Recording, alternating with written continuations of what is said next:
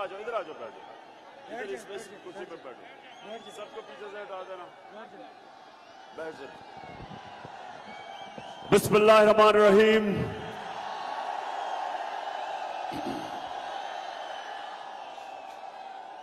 इय्याका नअबुदु व इय्याका नस्तईन। मेरे 18,000 के नौजवानों, बुजुर्गों और खास तौर पे जो मेरी बहनें आई हुई हैं, मैं सबसे पहले अब सबसे माजरत चाहता हूं कि मैंने आना था जहाज से और रास्ते में मौसम की खराबी की वजह से जहाज ना आ सका, तो मैं इस्लामाबाद से बाय रोड आपके पास पहुंचा हूं, तो मैं माजरत चाहता हूं, आपको इंतजार करनी पड़ी।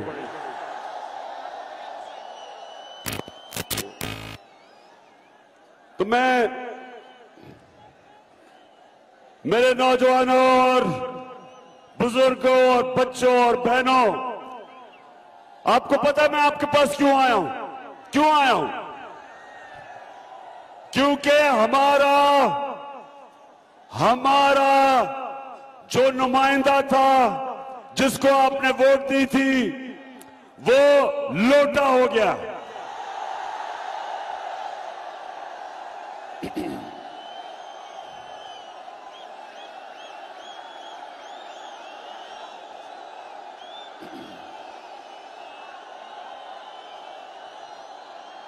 माशाअल्लाह, मेरे सारे नौजवान बल्कि बच्चे भी जानते हैं कि लोटा क्या होता है। लोटा सिर्फ वो नहीं होता जो गुस्ल खाने में इस्तेमाल किया जाता है। लोटा वो होता है जो अपने ज़मीर का सौदा करता है, अपना ज़मीर बेचता है। और हम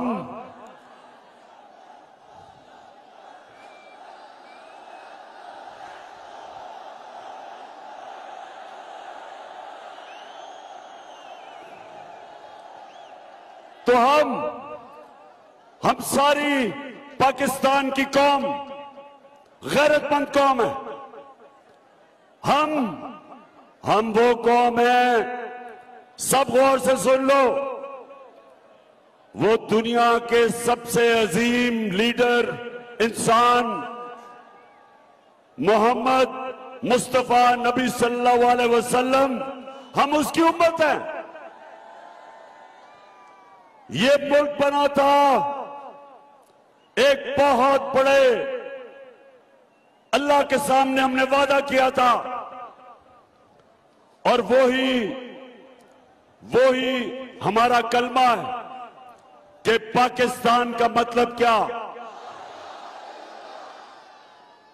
और उसके साथ एक तो इस मुल्क का मतलब यानी इसका मतलब कि ला इलाहा इल्लल्लाह, कि अल्लाह, हम कभी किसी के सामने झुकते नहीं और अपने ज़मीर का सौदा नहीं करते, क्योंकि अल्लाह अल हक है।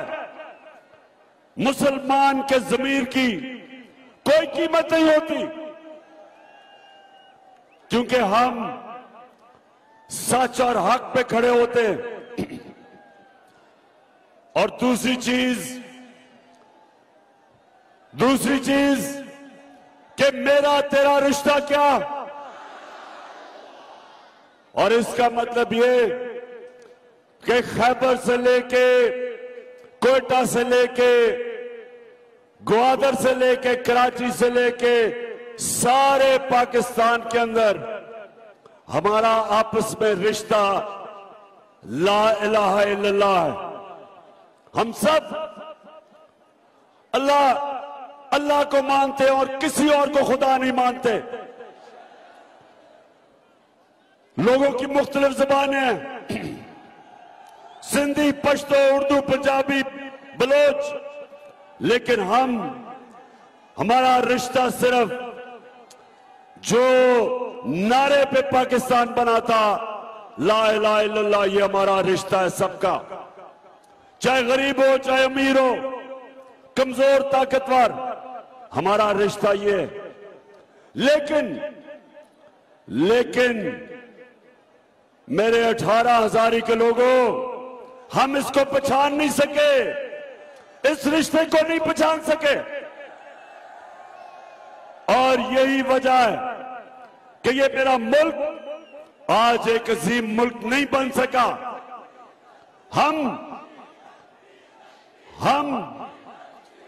हम वो लोग हैं जिनका नजरियाती लीडर इलामा इकबाल था और हमारा लीडर कायदे आजम मोहम्मद अली जिन्ना था। बड़े इंसान थे, बड़े अल्लाह के वो लोग थे जो सच्चे, सादिक और अमीन, असूल पे चलने वाले। और इलामा इकबाल की ख्वाब थी कि जब हमारा मुल्क, मेरे नबी सल्लल्लाहु अलैहि वसल्लम ने जो मदीना की रियासत के असूल बनाए, जब हम उन पे खड़े होंगे, अदल और इंसाफ, इंसानियत और खुददारी, तब ये कौम एक अजीम कौम बनेगी। लेकिन हम नहीं बने क्योंकि हम उन उसूलों पे नहीं चले। ये जो लोटे, ये लोटे क्या, ये वो लोग हैं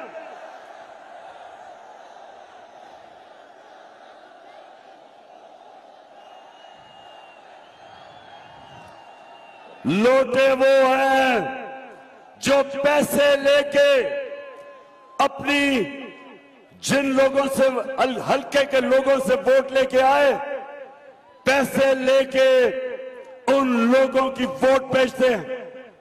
ये वो लोग हैं जो पाकिस्तान के आइन के खिलाफ जाते हैं। ये वो लोग हैं जो उस मुल्क से गद्दारी करते हैं। एक अमेरिकी साजिश का हिस्सा बन के 22 करोड़ पाकिस्तानियों की मुंतखब हुकूमत को ये गिराते हैं साजिश के तहत, पैसे लेके। और इनके साथ इस मुल्क के मीर जाफर और मीर सादिक मिल जाते हैं और मिलके एक अमेरिकी साजिश के तहत पाकिस्तान के बड़े बड़े डाकुओं को मुल्क पे मुसल्लत कर देते हैं। इसलिए चुप करके बैठ। इसलिए सुनो, मेरे नौजवानों, गौर से सुनो। इसलिए ये इतवार को जो इलेक्शन आ रहा है, ये हमारे मुल्क के मुस्तकबिल का फैसला करेगा। मैं आज सबकी ड्यूटी लगा रहा हूं कि आप सबने पूरा जोर लगाना है। आपने घर घर जाके लोगों को निकालना है। मेरी बहनों, आपने भी घर घर जाके लोगों को निकालना है, क्योंकि हमने ये इलेक्शन इसलिए जीता है, इस मुल्क के मुस्तकबिल के लिए, अपने नौजवानों के लिए, बच्चों के मुस्तकबिल के लिए। इन चोरों से इस मुल्क को बचाना है, अमेरिकनों के गुलामों से इस मुल्क को बचाना है। बताओ मुझे, आप सब इसमें पूरी तरह शिरकत करोगे?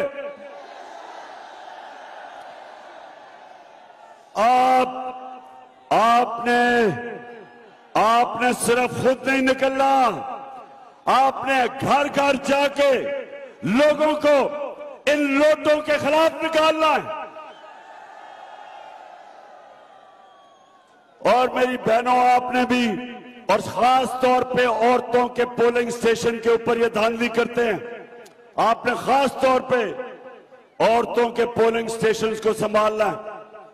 अब देखिए हमारा मुल्क का हाल, जरा सुने मेरी बात, कि हम इस वक्त इलेक्शन में, हमें तो सिर्फ, अगर ये बाहर इलेक्शन होता, ये यूरोप में इलेक्शन होता, अमेरिका में इलेक्शन होता, ऑस्ट्रेलिया में होता, तो इस वक्त हम सिर्फ एक चीज सोच रहे होते कि हमने लोगों को निकालना कैसे है, वोट कैसे दिलवानी है। लेकिन हम क्या सोच रहे हैं आज, कि कैसे हमने ये नून लीग डाकुओं की धांधली, कैसे अपने वोटों को इनकी धांधली से कैसे बचाना है। ये हमारा लोग सारा वक्त हम बैठे हैं अपने पोलिंग एजेंट्स को बता रहे हैं कि कैसे आपने धांधली रोकनी है, किन किन तरीकों से ये धांधली करते हैं। औरतों के पोलिंग स्टेशन पे कैसे ये पैसे देते हैं रिटर्निंग ऑफिसर को, कैसे ये जाली वोट डालते हैं, कैसे ये डबल स्टैंप लगवा के तो किसी को हराते हैं। सारी चीजें हमारे पोलिंग एजेंट्स की तैयारी करवा रहे हैं कि इनकी धांधली रोको, क्योंकि इस वक्त हमारा मुकाबला ये लोटों से नहीं है। सिर्फ हमारा मुकाबला ये नून लीग वो लीग है जिसने कभी भी, नून लीग का मतलब नवाज शरीफ की लीग, इसने कभी अपनी जिंदगी में कोई चीज ईमानदारी से की नहीं। आज से 40 साल पहले ये जमाना में क्रिकेट खेलता था, वहां भी अपना अंपायर खड़ा करता था। सारा बिजनेस जो भी उन्होंने पैसा बनाया 2 नंबर करप्शन, इक्तदार में आके, जितनी देर मैं इक्तदार में रहा 3.5 साल, अब तक नवाज शरीफ ने 18 फैक्ट्रियां बना ली थी। सरकारी बैंकों से पैसे लिए, फैक्ट्रियां बनाई, पैसे वापस नहीं किए और अपने इक्तदार में आके सब कुछ माफ करवा लिया। ये इनकी बिजनेस थी। और उससे हुआ क्या? बिल्कुल चोर है ये।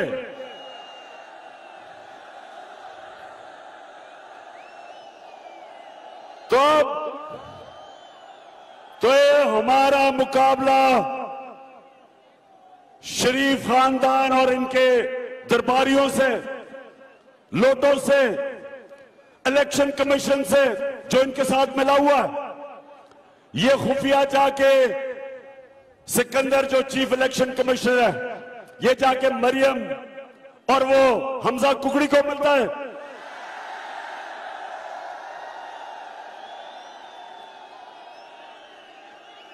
छुपके मिलता रहा है।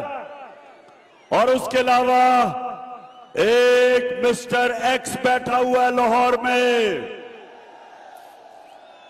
और एक उसने मिस्टर वाई को भिजवाया हुआ मुल्तान में। ये भी तैयारी कर रहे हैं। इनको हुक्म मिला है कि हर तरह तुमने इन चोरों को इलेक्शन जिताना है। और दूसरी तरफ सारी कौम खड़ी है हमारे साथ। हमने नौजवानों, हमने मिलके इनको ऐसे इलेक्शन हराना है जिस तरह एक ही दफा हिंदुस्तान के अंदर पाकिस्तान टीम हिंदुस्तान में मैच जीती, जब पाकिस्तान का कप्तान इमरान खान था और उनके अंपायरों के बावजूद जीत के आए। अब भी ये अंपायरों के बावजूद हमने मैच जीत रहे हैं। हाथ खड़ा करो, जीत रहे हमने इंशाअल्लाह हमने इनको ऐसा फेंटा लगाना है, याद रखेंगे। और नौजवानों, आपने खास तौर पर वोट डालनी है। 64% पाकिस्तान में नौजवान है। अगर हमारा नौजवान निकलाया तो ये जो मर्जी कर ले, जितनी मर्जी धांधली करें, इंशाअल्लाह हम इनको इतवार को जब रिजल्ट आएगा तो मैं आपके पास आऊंगा इंशाअल्लाह जश्न मनाने के लिए।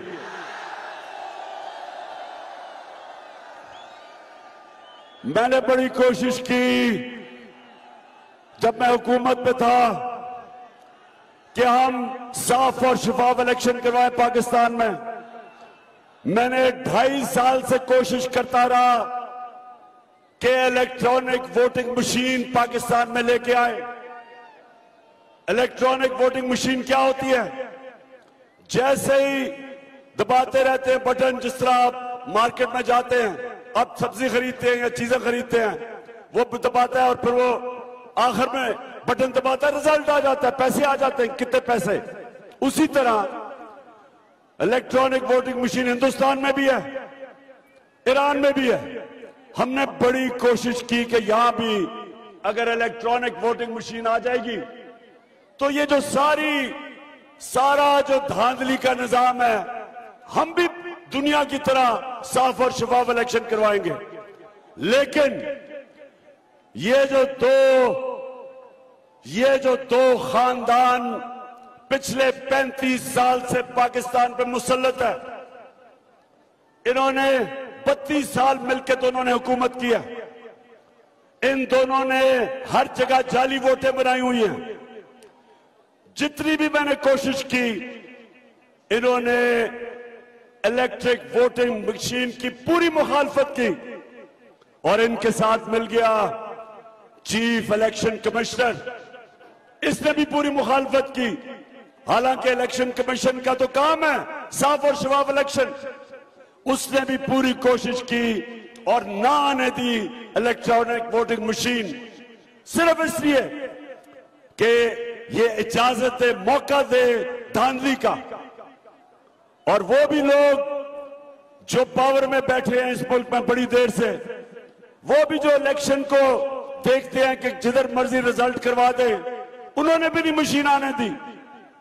और उसका नतीजा आज ये है कि हमारा सारा वक्त लग रहा है कि हमने इस इलेक्शन में इतवार को इनकी धांधली कैसे रोकनी है, ये हमारा सारा वक्त लग रहा है। ये हमारे मुल्क के लिए बाइस शर्म है। वो मुल्क, वाहिद मुल्क जो इस्लाम के नाम पे बना था, और हमारे मुल्क में ये सारी कौम के सामने जो भी इलेक्शन होता है, जो भी 1970 के इलेक्शन के बाद जो इलेक्शन होता है उसमें धांधली होती है, या जो हारने वाला है वो मानता नहीं इलेक्शन। इसलिए मैंने कोशिश की थी, क्योंकि मैं वो कप्तान था जो क्रिकेट की 200 साल तारीख में पहला कप्तान था जो न्यूट्रल अंपायर लेके आया। उसी तरह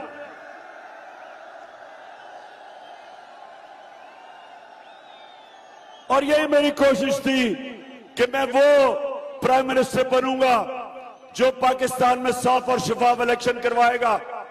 लेकिन इन दोनों पार्टीज ने उसकी मुखालफत की और इनके साथ मिल गया इलेक्शन कमिश्नर।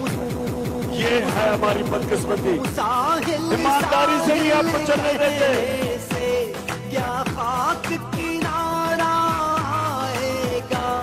अब दौरे गुलामी जाएगा और लेके रहेंगे आजादी। हक हमारा आजादी, हक हमारा आजादी, ला इलाहा इल्लल्लाह, हुक्मरानी अल्लाह की, हक हमारा आजादी। एक तो मुझे ये अफसोस है कि इन्होंने मशीनें नहीं आने दी।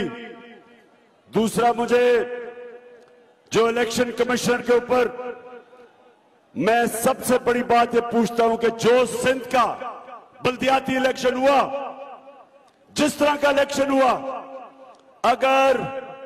अगर आपके अंदर इखलाकी कुव्वत होती तो आपको रिजाइन करना चाहिए था।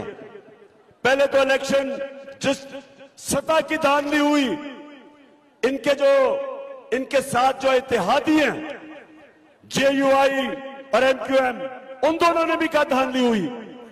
और 15% सीटों के ऊपर बिला मुकाबला इसलिए हुआ कि पुलिस का इस्तेमाल किया गया। और सबसे बड़ी बात कि जो सिंध का इलेक्शन कमिश्नर था, जो इलेक्शन कमिश्नर है, वो सिंध हुकूमत का मुलाजिम है, उनसे पैसे लेता है। कैसे साफ और शफाफ इलेक्शन हो सकते हैं यहां? और मैं उससे पीछे भी चला जाऊं, सेनेट का इलेक्शन आया, सुप्रीम कोर्ट में हम गए कि सेनेट के इलेक्शन में ओपन वोटिंग होनी चाहिए, पता चले कि MP किसको वोट डालते हैं। क्योंकि 30 साल से सेनेट के इलेक्शन पे पैसा चलता है, MPs अपनी वोट बेचते रहे हैं, करोड़ रुपया इलेक्शन पे रिश्वत देने पे लगता है। हम सुप्रीम कोर्ट के पास गए, हम कैसे ओपन वोटिंग होता कि पता चले कि एमपीस किसको वोट डालते हैं। सुप्रीम कोर्ट ने कह दिया कि वोट की निशानदेही करनी चाहिए, इलेक्शन कमीशन को कह दिया। ये इलेक्शन कमिश्नर था, इसने नहीं किया। इलेक्शन में पैसा चला, करोड़ों रुपया चला और यूसुफ रजा गिलानी का बेटा पकड़ा गया पैसे देते हुए, वोट खरीदते हुए। और अभी तक चीफ इलेक्शन कमिश्नर साहब अभी तक किसी को नहीं पकड़ा। उसको डिस्क्वालीफाई करना चाहिए था। किसी भी नौजवानों, मैंने अपनी जिंदगी के कितने साल मगरबी ममालिक में गुजारे क्रिकेट की वजह से। मैं आपको यकीन दिलाता हूं कि जो उन ममालिक की अखलाकियात हैं, जो मॉरल स्टैंडर्ड्स हैं, मुझे अफसोस से कहना पड़ता है वो हमारे से बहुत ऊपर है। क्योंकि वहां जो सरबरा मुल्क का बनता है उसका जो इखलाकी म्यार वो आम लोगों से ऊपर होता है। अभी बर्तानिया में उन्होंने अपने प्राइम मिनिस्टर को निकाला। किस चीज पे निकाला? पता है किस चीज पे निकाला? कि उन्होंने कहा कि कोरोना के दौर में आप अपने ऑफिस के लोगों के साथ क्यों बाहर जमा हो गए, जबकि कहा था सोशल डिस्टेंसिंग। सोचे या खबर भी ना बनती पाकिस्तान में। और उनकी अखलाकियात देखे कि उन्होंने कहा कि कानून सबके लिए एक है, कोई कानून से ऊपर नहीं है। किस वजह, क्या वजह है कि इसने हमें कहा था कि इकट्ठे नहीं होना कोरोना के दौर, ये कैसे इकट्ठा हो गया? सोचे कि वो भारी अक्सरियत से जो प्राइम मिनिस्टर बना था उसको इस्तीफा देना पड़ा, इसलिए वो कौमें ऊपर निकल गई हैं। वसाइल की वजह से नहीं, उनके अखलाकी मेयार, मॉरल स्टैंडर्ड्स, वो कौमें चलती है अमर बिल मारूफ पे, जो अल्लाह का हुक्म है हमें कुरान में कि अच्छाई के साथ खड़े हो और बुराई के खिलाफ जहाद लड़ो। और आज अभी मैं आ रहा था मोटरवे पे, जब मैं यहां उतरा तो मुझे एक सजा याफ्ता खातून की तस्वीर नजर आई।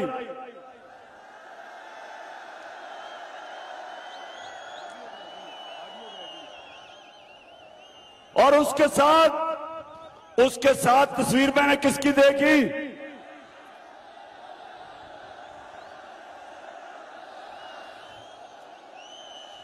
एक सजा याफ्ता भगोड़े की तस्वीर देखी। झूठ बोल के मुल्क छोड़ के भाग गया। अब सोचे बर्तानिया के अंदर अब कोई सोच तस्वर नहीं कर सकता कि किसी की जुर्रत हो कि एक जमानत के ऊपर सजा याफ्ता खातून की तस्वीर लगी हो और दूसरी तरफ एक करप्ट झूठ बोलने वाला सजा याफ्ता भगोड़े की तस्वीर लगी हो। ये है फर्क। वो माशरे, उन माशरों के अंदर कानून से ऊपर कोई नहीं। वो माशरे ताकतवर डाकुओं को जेलों में डालते हैं। और हमारी बदकिस्मती ये कि हमारा जो इस वक्त प्राइम मिनिस्टर नहीं, क्राइम मिनिस्टर, वो और उसके दो बेटे, जिसको उन्होंने गैर आईनी तौर पे आज बैठा हुआ है वजीर आला हमजा कुकड़ी, ये दो और इसके बेटे को एफआईए में 16 अरब रुपए की इनके ऊपर करप्शन है।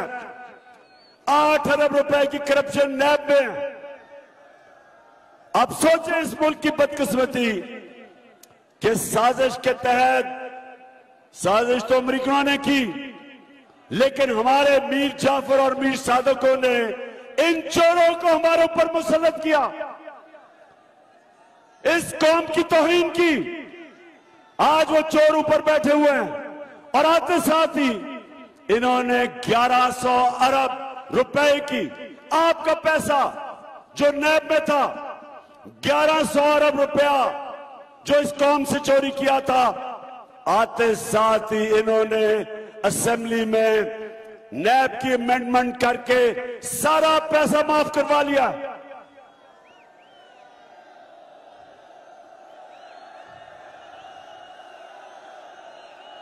मेरे नौजवानों, सुन लो मेरी बात।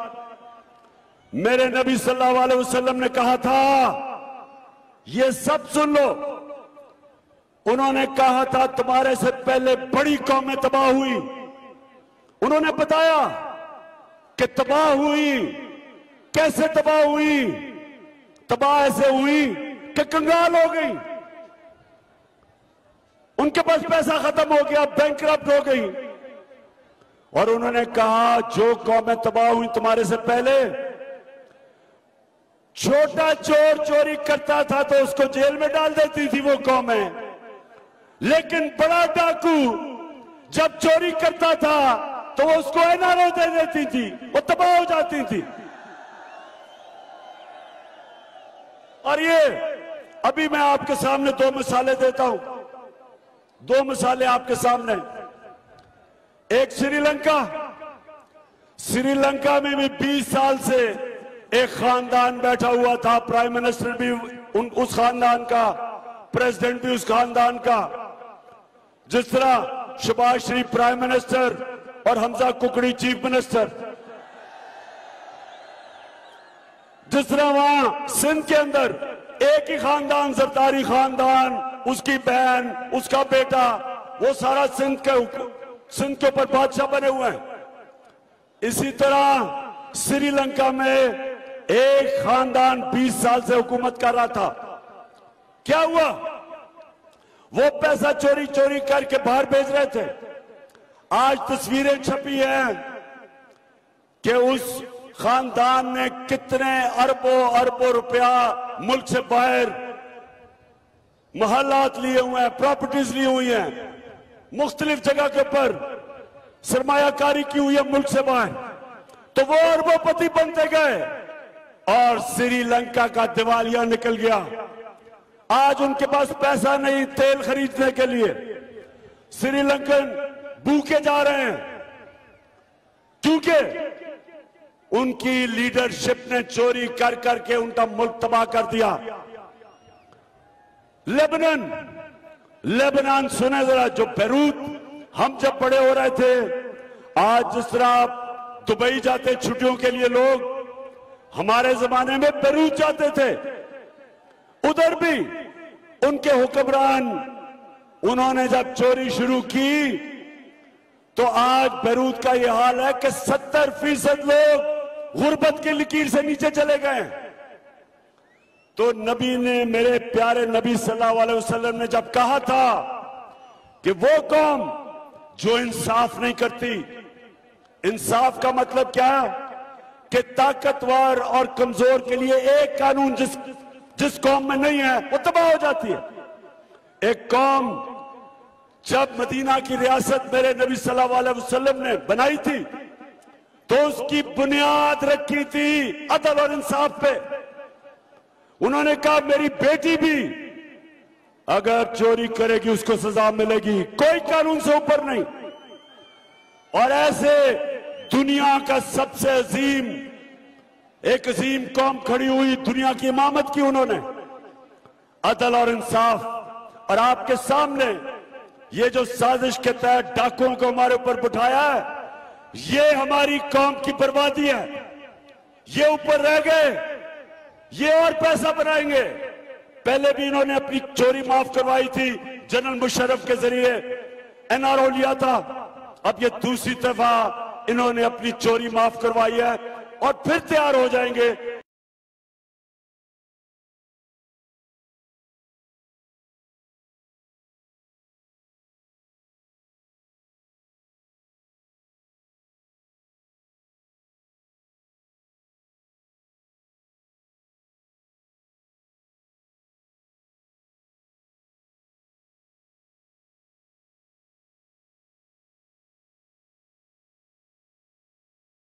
कहता है, सुने जरा। मैं सऊदी अरब से होके आया हूँ, मैं यूएई के होके, अभी मैं तुर्की होके आया हूँ, और मैंने उन भाइयों को कहा कि आप हमारे बड़े अजीम भाई हैं, हमेशा आपने हमारी मदद की। और मैंने यही कहा, जब मैं आया हूँ तो आप समझेंगे शायद ये मांगने आया है। मैं मांगने नहीं आया, लेकिन मजबूरी है हमारा। जिस तरह माजी में 75 साल में आपने हमारा हाथ बटाया है, कुछ ऐसा आप हाथ बटा दें। तो मैंने कहा मैं वादा करता हूं कि इंशाअल्लाह हम पूरी कौम हम मिलकर दिन रात मेहनत करेंगे, पसीना कराएंगे अपने पाँव पे खट। मैं सऊदी अरब से बस मैं यूएई के हो गया, अभी मैं अब मैं ये आपसे पूछता हूँ, 18 हजारी वालों, मैं आपसे पूछता हूँ, क्या हम भिखारी हैं? और कहता आप 75 साल से हमारी मदद कर रहे हैं। ओ अहमक, ओ बेवकूफ आदमी, चेरी ब्लॉसम, बूट पॉलिश,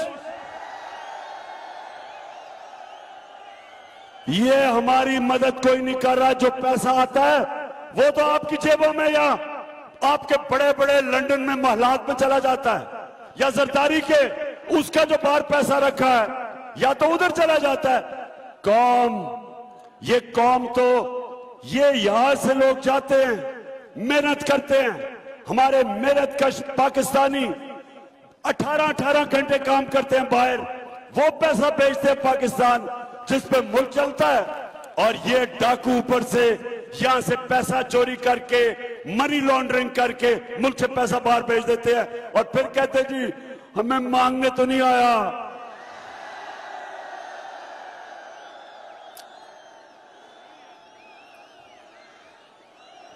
अच्छा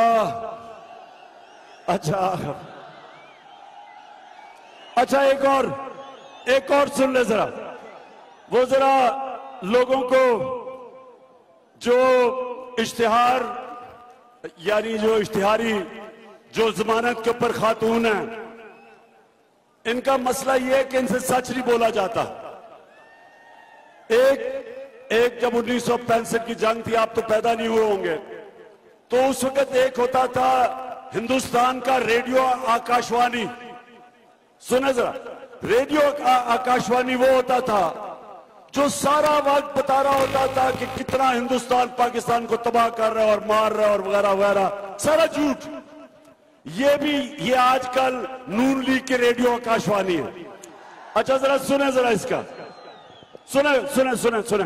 और मुझे समझ नहीं आई कि मेरी और मेरी वालदा की और बहन भाइयों की प्रॉपर्टीज ये कहाँ से निकाल के ले आए हैं। मेरी सेंट्रल लंदन में प्रॉपर्टीज तो दूर की बात है, मेरी पाकिस्तान में भी कोई प्रॉपर्टी नहीं है। मेरे नाम पाकिस्तान में कोई प्रॉपर्टी नहीं है। बस। अच्छा, अब मरियम बीवी को ये नहीं पता था कि वो अल्लाह अल हक है, वो उसका वादा है, सच सामने आना है। अब ये 2014 में कह रही है ऑलरेडी कि जनाब मेरी तो कोई लंदन तो छोड़ो, पाकिस्तान मेरी प्रॉपर्टी, ये कह रही है 14 में। 2 साल के बाद एक बहुत बड़ा इंकशाफ होता है, आलमी इंकशाफ, जिसको पैनामा पेपर कहते हैं। जो ऐसे छुपाए हुए उन्होंने अपनी प्रॉपर्टीज छुपाई हुई थी, वो सारी सामने आ जाती हैं। तो जब वो सामने आती हैं 2 साल के बाद, तो जरा बताएं इनके भाई साहब क्या कहते हैं। माशी हालात जो है हमारे इंतहाई मजबूत हैं। ये सारे हुसैन शरीफ है। अच्छा, 12 साल के बाद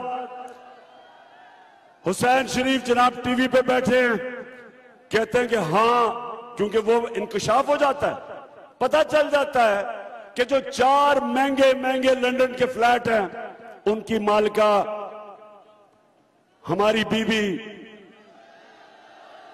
हम तो एहतराम करते हैं औरतों का।